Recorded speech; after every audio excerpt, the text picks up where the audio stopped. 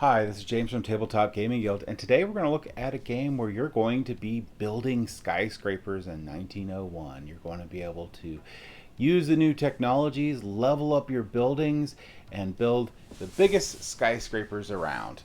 So today we're looking at New York 1901, published by Blue Orange Games. Now this is a 2 to 4 player game that takes about 30 to 60 minutes to play. Let's go ahead down to the table. I'm going to give you a general overview of how to play the game, and then we'll come back and I'll give you my final thoughts.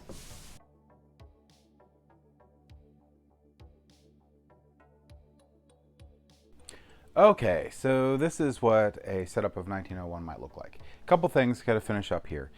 One is I only put out one player. You can have up to 4 players, and I have it set up for a 4-player game. If you would be playing less players, you have to take out this character here. And what you're going to do is you're going to randomly hand out one of these characters to each player. In this case, the blue player has this character. And you're going to look at this symbol up here. You're going to find it on the board, and you're going to take their starting building and place it on there. All right? You will also grab their matching plot card out of the deck and place it in front of you, because that is a plot you now control. So you will also get all of their buildings, and you want to separate it by bronze, silver, and gold. The reason for this is throughout the game you're only going to be able to build certain buildings. At the beginning of the game you'll only be able to build bronze buildings. Once you get to the 6 right here, and you see it's like silver, you'll be able to build the silver buildings. Once you get it to the gold here, you'll be able to build the gold buildings. There are also these special buildings out for anyone. Anyone can build these buildings. The first person to build these buildings will place it on the board, and they'll place their little trophy on it.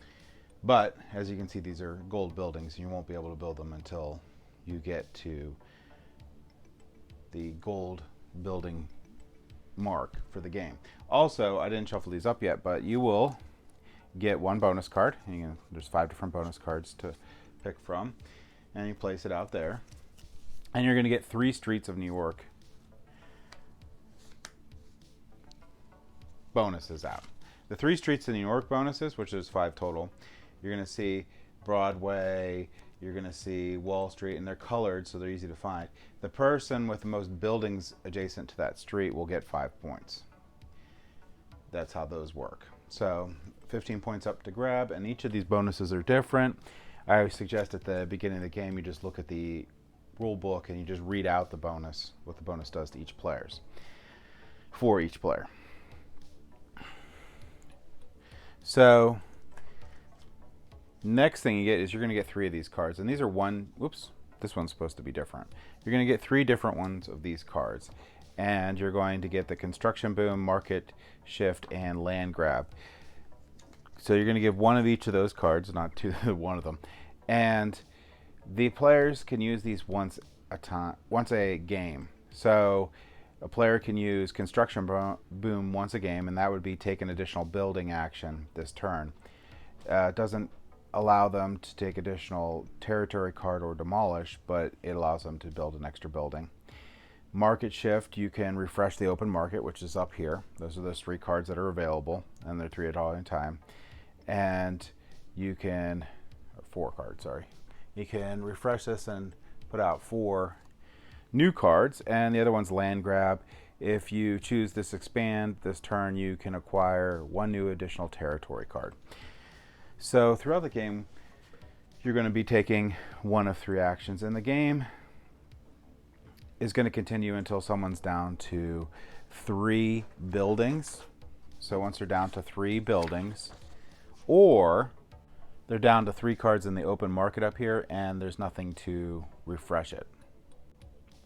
So on your turn you get to pick between 1 of 2 things. You can either expand or demolish, and then you can build.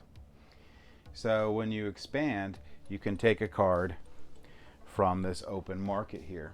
When you take a card from the open market, you're going to look at the color and the size. You can put it down in your plot. You're going to take one of your people here, and you're going to place it in that area to claim it. Once you do that, you can then build. Now, I'm in the Bronze Age, so the only things that I can build are going to be these bronze building. So I could knock him off of there and build that building. So now I then also gain the points listed on the building, which is 2. So my blue will go up 2. And like I said, once I hit 6, then I'll have these silvers unlocked. And once I have 18, I'll have the golds unlocked. Once I have 25, I'm able to get these guys. So the other thing you can do is you can do demolish.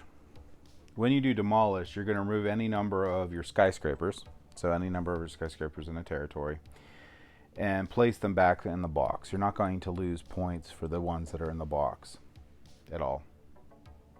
Each skyscraper removed must fall under the footprint of the new skyscraper, and it has to be bigger. So I'd have to replace these bronze ones with silver or gold.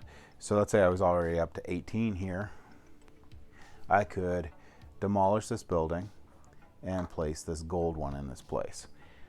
That's basically the game. You're going to go through and you're going to continue doing this. You're going to pay attention to these bonus cards. You're going to pay attention to the main bonus card.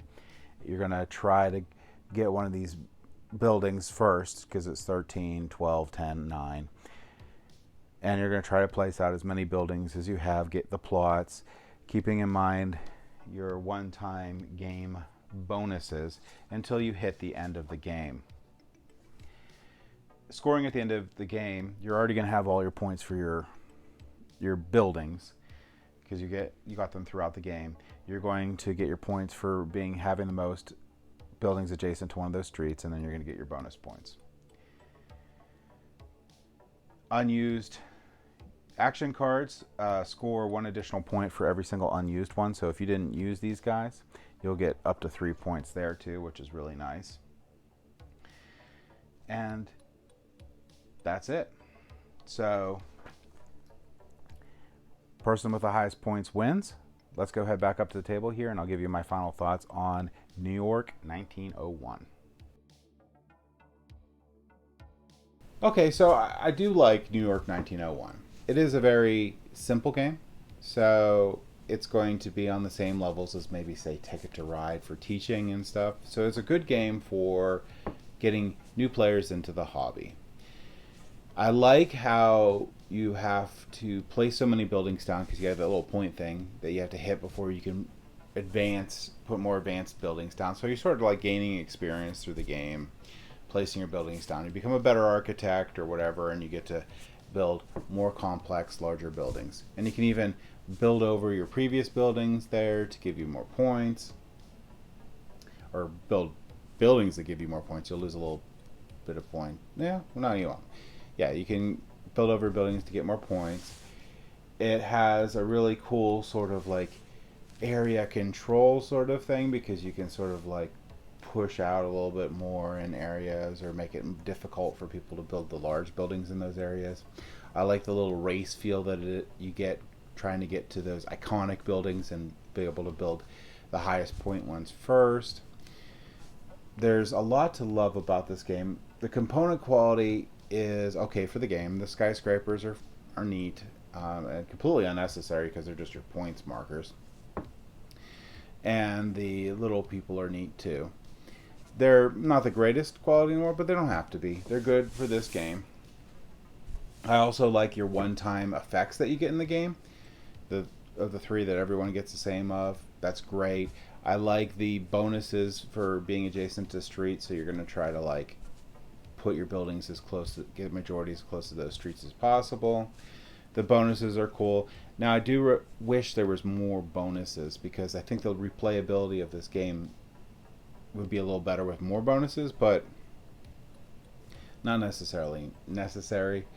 I mean, with other games that are in the similar lines, you don't have things like that. Your variability in this game is really going to be what your opponents do and where they place their skyscrapers and such. So overall, if you're looking for a light, family-friendly, new player-friendly game, this game may be one you want to check out. So that's my thoughts on New York 1901. Thank you for watching.